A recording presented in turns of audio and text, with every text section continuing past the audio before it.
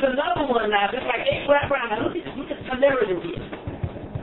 These are both people that was militant, for the lack of a better word, a strong arm of what they believe.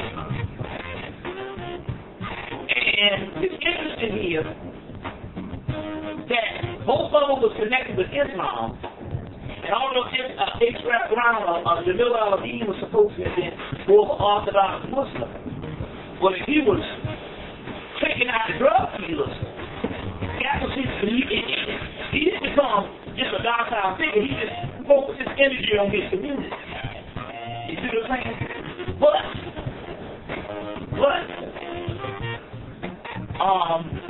isn't it interesting that them both Muslim figures would either be taken out, killed, or either be locked up for life, all at the same time. And then 9/11 hits.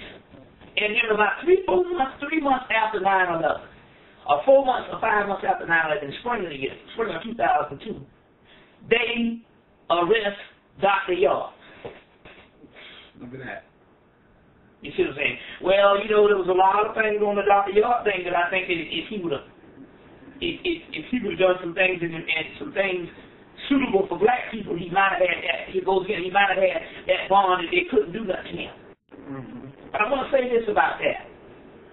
I want to say this before I get into the scenario on why they would have to take down these leaders, with a lack of a better word, these soldiers, if you want to call it whatever.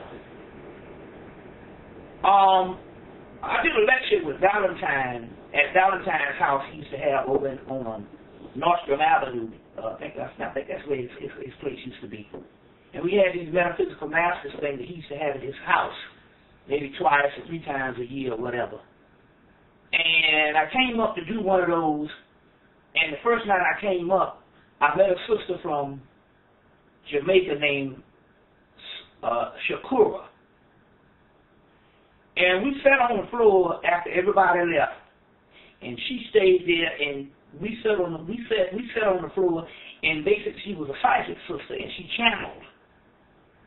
So this sister channeled what I wanted on the spot from, let's say, the lecture ended about 2, from 2 to like 6 in the morning. I know the sun was coming up.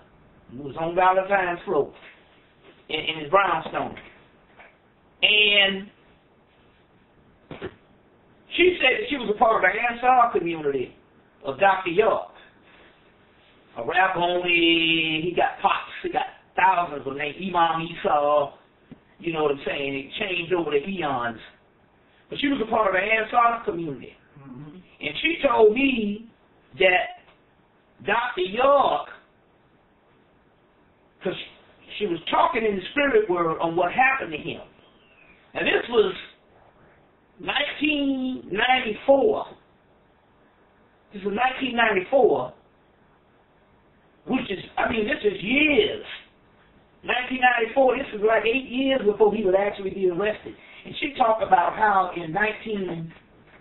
sometime in the late 80s, the government sent these women after him. And these women got with him and they messed him up and he hadn't been right ever since.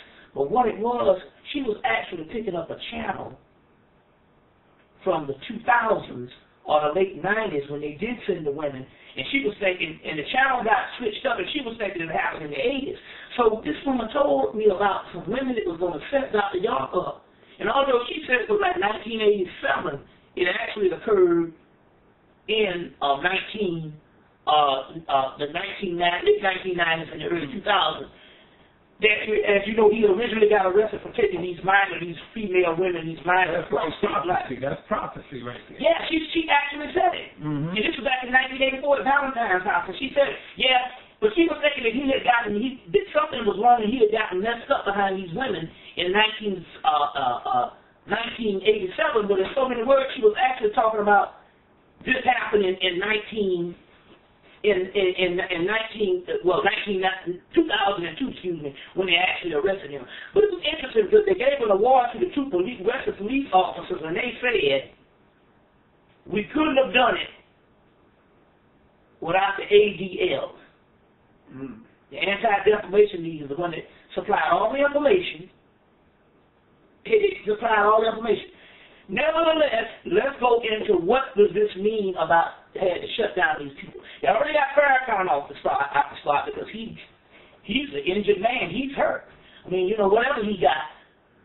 John Henry Clark it's already made his transition, which was a great start for us.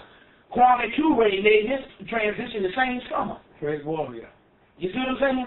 Yeah. So they was looking at these people that they figured they could also looking at the people. And mind you, each one of these particular leaders that they took out at the first of the 2000s was all connected to Islam. Because before Dr. York got into killing, he was all about Islam. Mm-hmm. So, and Kwame Ture was on his way over there too, because he was coming out with Farrakhan for the Saviors. Exactly. Right. Now, check this out. All this time, two before 9/11 hit, and right at 9/11 before they hit, and one right after. It was also to say that they couldn't leave the militant part, for the lack of a better word, of Islam intact in America and pull this 9/11 thing off. There you go. Because after the 9/11 thing, we found the biggest punks in the world and the biggest pussies in the world was the damn Arabs. These motherfuckers ran with their heads between their tails. You see what I'm saying? And these Arabs, man, has just been begging the right people to get off their behind all these years. And it took them by surprise, and they ended up being the biggest punks in the doggone world. Which it was fine by me because the Arabs I knew never treated us up a damn no way. That's right. You see what I'm saying? So, and was responsible for the slave trade years before the white man even thought about it. As a matter of fact, we could take the white man and learn part on how to deal with the slave trade through the doggone Arabs, if you understand history. So we don't need to negate this thing like we got a brother, you see what I'm saying, and our ally. Now he's our Muslim brother now. Now he's not a Muslim brother. He's a slave. He got the same history of the slave master that predates the white man and outlives the white man, because slavery is going on to this day. There's never been a time in the history of Arab civilization that there wasn't somebody, black person in slavery under Arabs. We got reports from the 1980s. We got reports right now in Darfur and all of these types of things. You see what I'm saying? So it's always been he's the greatest slave trader ever. But they had to get the radical, especially Colin.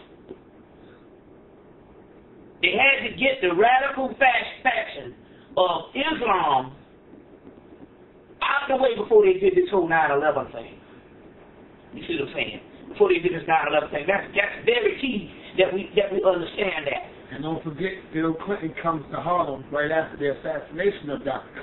Collins. Bill Clinton comes to Harlem, and that's always him out the way. It's always some type of ritual. Mm-hmm. It's always when they kill the black man, they gotta supplant the white boy. You know what I'm saying? So the black man dies. You see what I'm saying? Which is the Osiris, but the white boy becomes as the Horus or the Heru. You see what I'm saying? Let me ask you a question, brother. We was talking earlier today, and we was talking about the Africans are not of the same mind. Whatever happened to the mindset of the Africans? Who was the people that they took out of Africa? Was we the best that they ever took? The master builders? Because after they took us, the Africans ain't building goddamn things after that. What? Yeah. You know, I'll tell you what that's about. Yeah. There was a guy by the name of Theodore P. Winthrop. Theodore P. Winthrop wrote a book called